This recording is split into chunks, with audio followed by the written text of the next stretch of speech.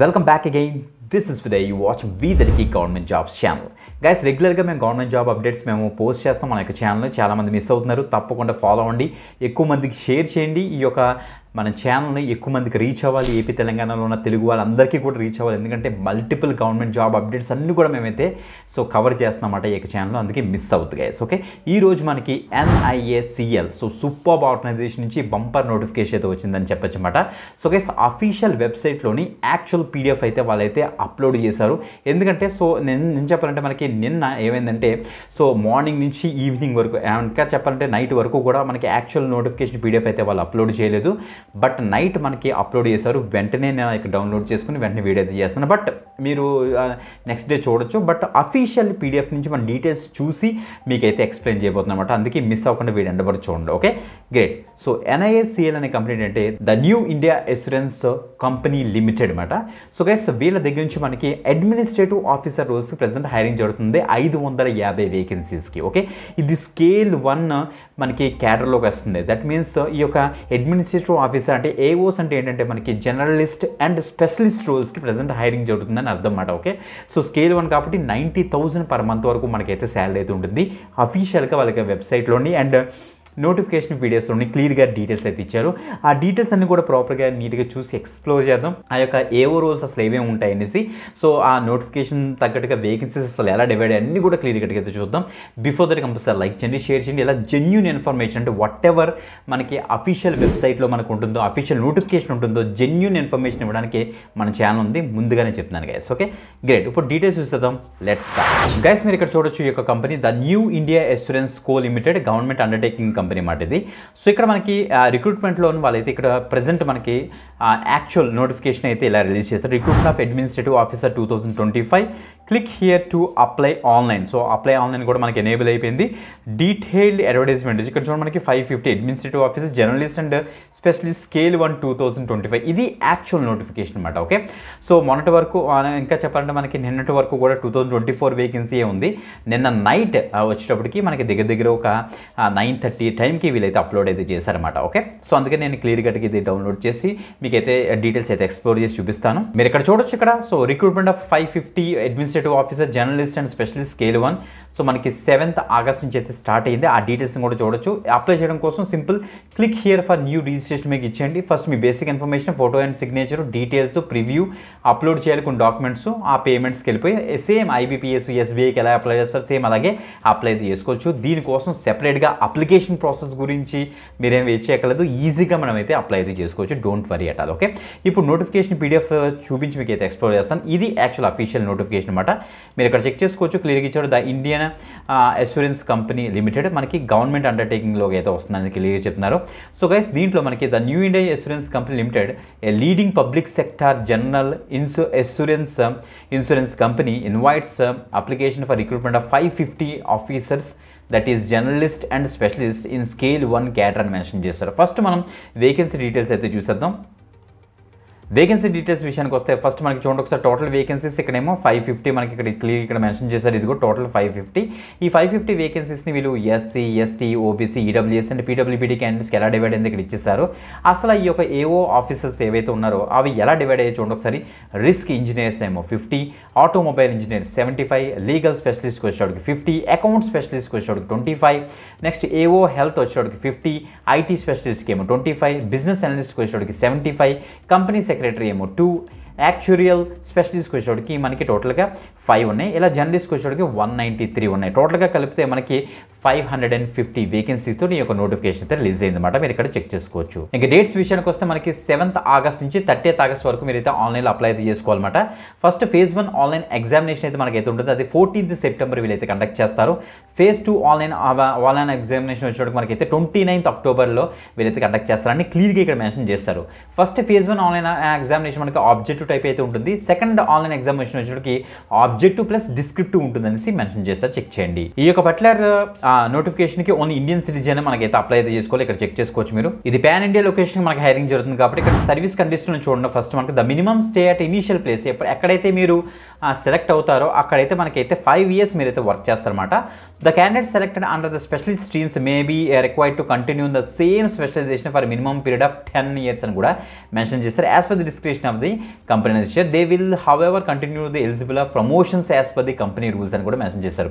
Probation period కూడా ఉంటుంది మనకి. ఆ ప్రొబేషన్ పీరియడ్లోని మనకి ఆ ట్రైనింగ్ పీరియడ్ అని చెప్పొచ్చు. ఆఫ్టర్ దట్ మనకి ఫుల్ టైమ్ రోల్కి అయితే కన్వర్ట్ అయితే చేస్తారు.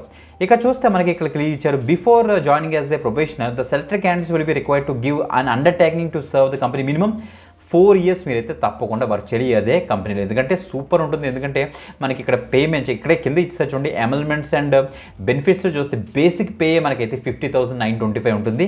50,925 నుంచి మనకి దగ్గర 96,765 వరకు వేరే అవుతుంది. సో అప్రాక్సిమేట్గా మనకి 90,000 పర్ మంత్ మనకైతే వస్తుందనేసి మెట్రోపాలిటన్ సిటీస్లోని క్లియర్గా మెన్షన్ అయితే చేస్తారు. మనకి దాంతోపాటు చాలా బెనిఫిట్స్ ఉంటాయి. ఎన్పిఎస్ ఉంటుంది, next gratuity, LTS, medical benefits, group personal accident insurance, అలాగే అన్ని కూడా వీళ్ళైతే కవర్ అయితే చేస్తారు. ఇక ఎడ్యుకేషన్ క్వాలిఫికేషన్స్ క్లియర్ కట్గా చూద్దాం. మనం ఇక్కడ మెన్షన్ చేశారు గైస్. ఇక్కడ చూడండి, మనకి జర్నలిస్ట్కి వచ్చేటికి a candidate must possess minimum qualification of graduate or post graduate.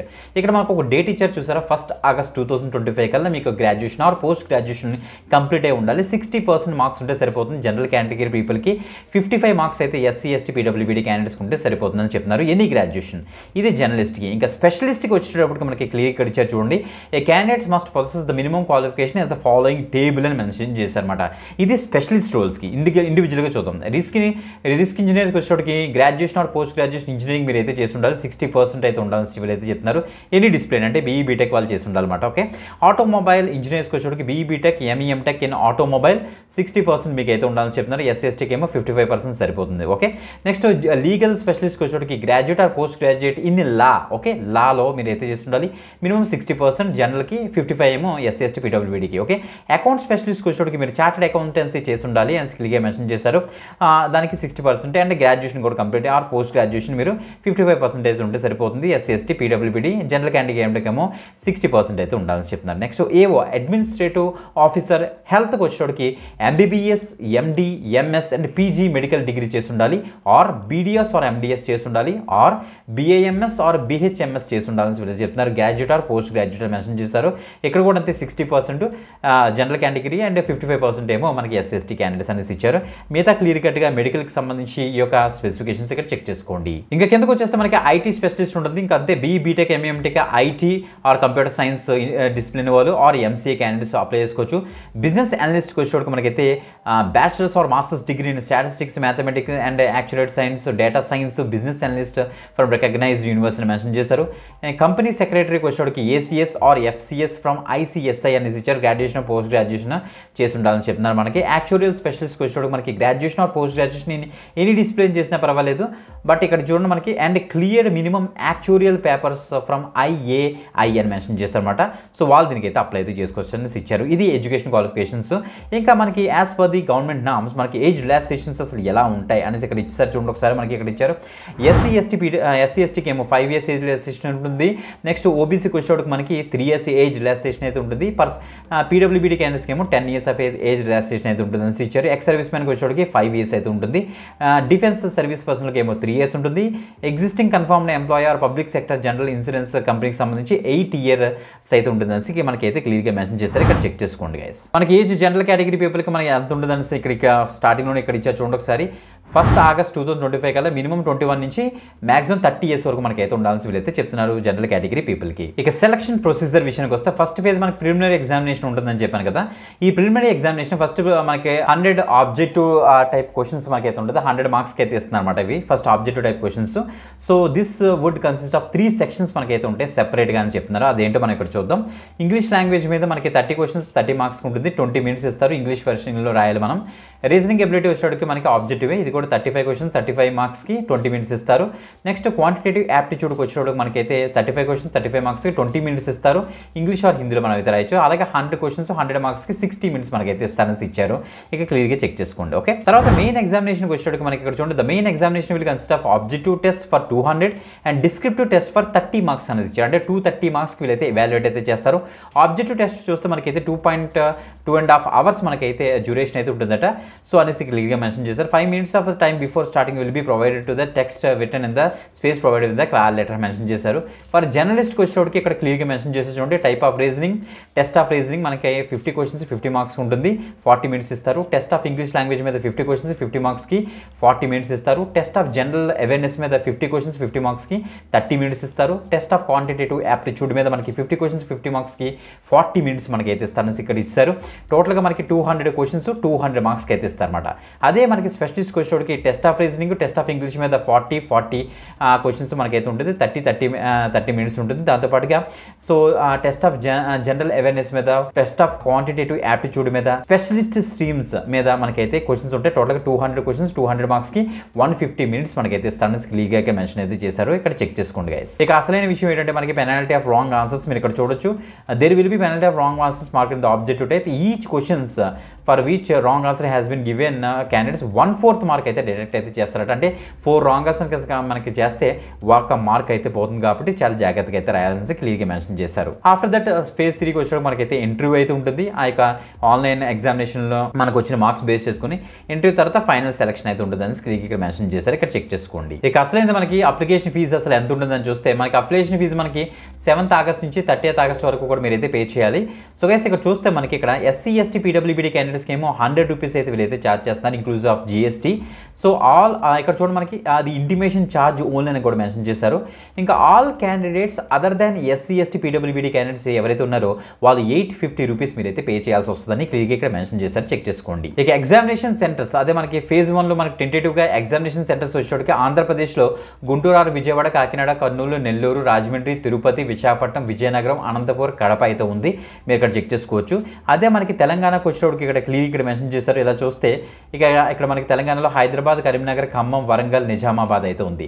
Examination centres for phase 2కి వచ్చేటోడికి ఆంధ్రప్రదేశ్లో విజయవాడ, గుంటూరు, విశాఖపట్నం అయితే ఇస్తున్నారు. తెలంగాణకు వచ్చేటోడికి మనకైతే హైదరాబాద్ ఒకటే ఉంటుంది. చెక్ చేసుకోండి. ఎవరైతే SC ST OBC క్యాండిడేట్స్ ఉన్నారో వాళ్ళు ప్రీ ఎగ్జామినేషన్ ట్రైనింగ్ కూడా ఆప్ట్ చేసుకోవచ్చు అని ఇచ్చారు.